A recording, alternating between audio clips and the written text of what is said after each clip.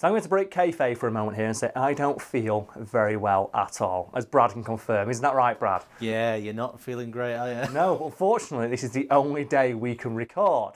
So I had to go out and buy some medicine.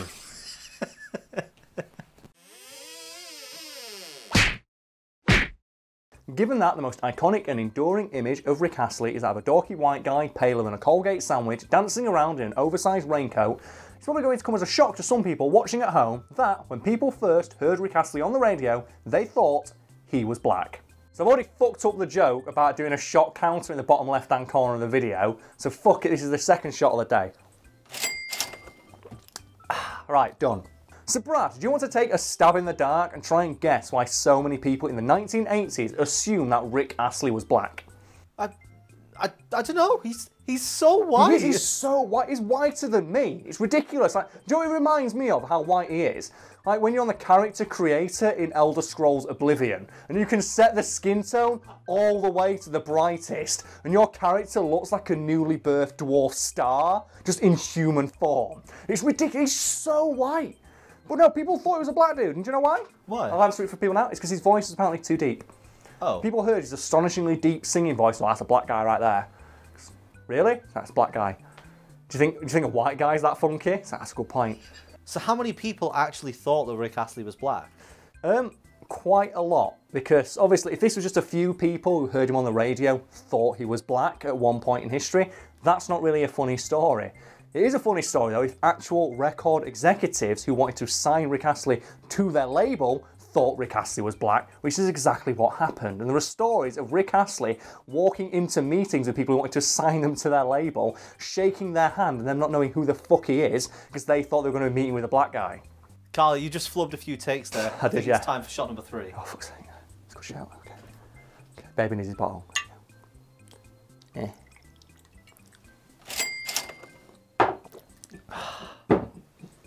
Oh. Did you hear the crack in that? Crack. You hear the crack. Do you think it showed up on the mic? Oh, we'll find out, I People suppose. don't believe that my neck... I think, oh, you're just trying to... No, it's like my neck actually... Because obviously I spend so long sitting on my laptop like that.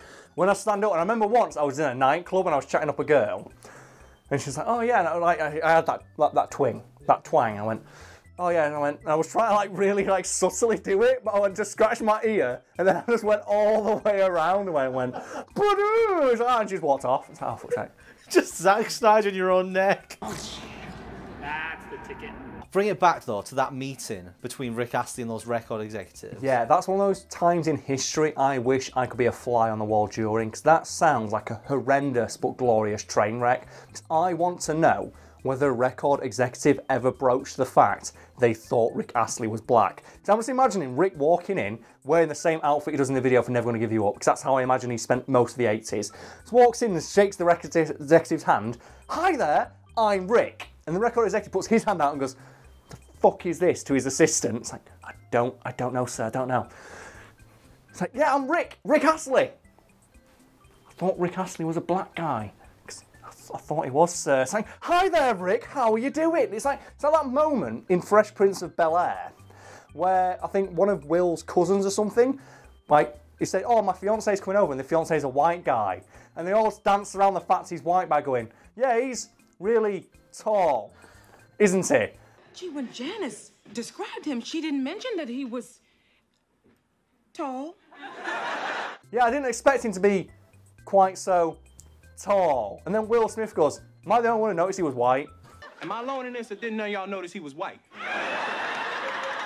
Now I imagine like Will Smith was sat in that meeting because he was trying to get his career launched again with him and DJ Dazzy Jeff, and he went, am I the only one who noticed that guy wasn't black? It's like Will Smith was just there throughout all of music history. He was the Samuel L. Jackson, the Nick Fury of music history. But he was just there throughout all of it, asking, like, you know, out loud, the awkward questions no one had the balls to ask. It's like that one, like, did anyone not notice that wasn't a black guy? And I was like, shut up, Will.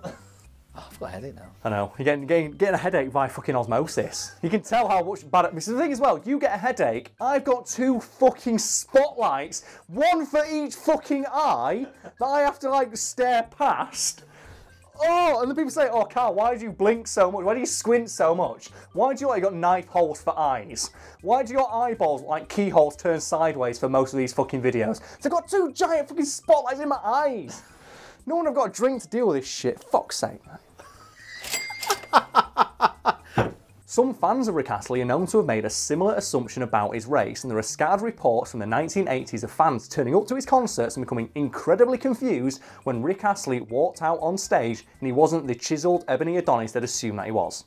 So even his actual fans didn't know he was white? Yeah, as if like random dipshits who heard him singing on the radio and record executives thinking he was a black guy wasn't annoying enough. Rick Astley's own fan base originally thought he was a black dude. There were reports of people going to his concerts and going, who the fuck is this guy? When he came out on stage, that scene like Never Gonna Give You Up or some of his other like, you know, chart bangers. And my favourite part about that is, obviously, is people might be thinking, how is that possible? This is the time before the internet. People couldn't just Google Rick Astley. They just heard his name on the radio and thought, oh, I'll buy a ticket to this guy's concert. He sounds awesome, and turn up. And just this dude fucking turns up, like this guy, this skinny white guy in a fucking oversized raincoat turns up, starts belting out these songs they know. I'm like, who the fuck is this?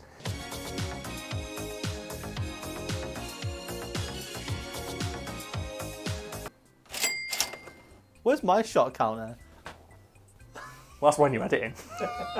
We got to edit this bullshit. Brad editing shot count. And then it just gets to a bit that's got a lot of long words in it. And it just shoots up like 30 because you're like, this took so long to edit. I think the longest bit I've ever cut out, I think was 12 minutes. One take, 12 minutes. Actually, no, because we beat that record. Because we tried to record this video when I was ill until we realised, you know what fixes Karl's illness temporarily? Booze! And we got some booze, and now I'm like, you know, in a better mood because obviously I can like, you know, think through the splitting fucking migraine I've got. The fucking Professor X must not fat migraine I'm now dealing with. But like, we were there, like, it took us 25 minutes to do the first line of this video, and we've got to fucking do something. We've got 1 day to record. We deleted it and just gave you some alcohol. And then, you know, thing is, that makes you sound so fucking abusive. Karl, we need a 3rd video, and I'm there like, if people could have seen me, I was there, I'm like rubbing my temples going, Brad, I do not feel well, but we need to do this video. And we just bought booze, and I went, well, I wanted to go to the gym today, but I guess I'll just get drunk instead.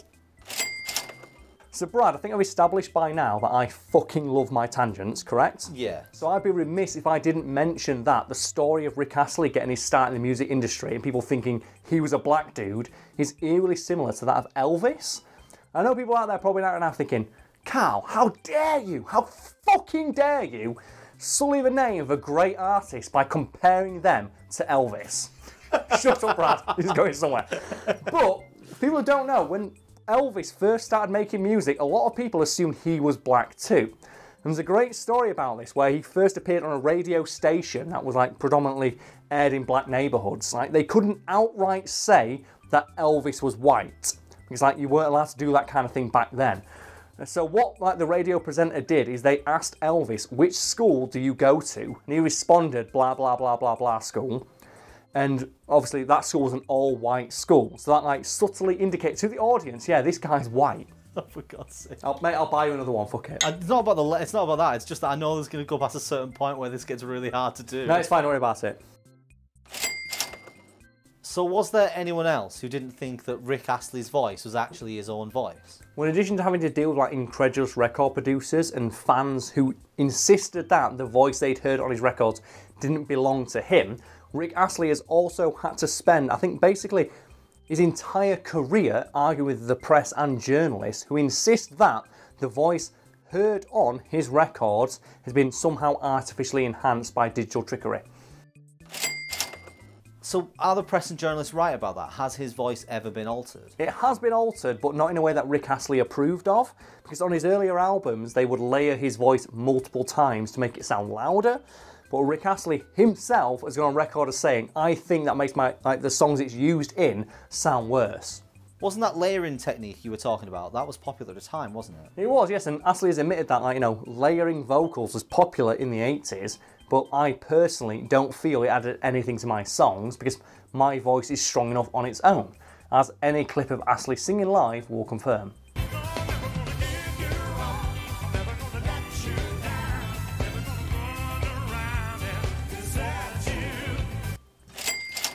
So did this placate anyone at all?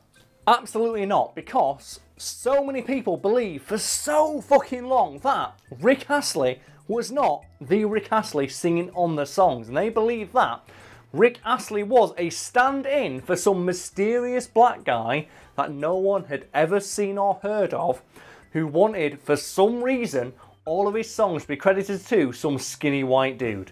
So who do the conspiracists think this mysterious black guy was? We don't actually know. All we know is that they thought that Rick Astley couldn't have possibly sung all these songs, so you got some mysterious black guy, we don't know, to sing all of his songs for him. Okay, Brad, I can't get this line out, so just, Brad, say it for me, please, while I take a drink. Well, what Karl was trying to say was, he thinks it's pretty amazing that rather than believing that Astley was just that good a singer, people would buy into a conspiracy theory that he was secretly a giant black man in disguise, which would obviously explain the coat he wears in that video. Hey. So from this point onwards, I'm just not going to cut this. Thanks. It's going to be a full stretch, just 'cause I want people to see that you are actually a little bit drunk. I'm a little bit drunk, yeah. I am a little bit, you know, drunk, as they would say in, you know, the dictionary. The person who is not fully in control of their actions. I'm a little bit, oh God.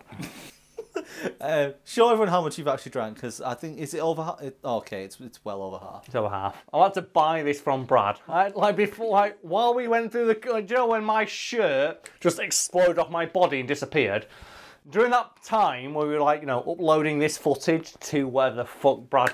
Yeah, we ran out of space on the memory card because we messed, well, I say, Karl messed up so many takes.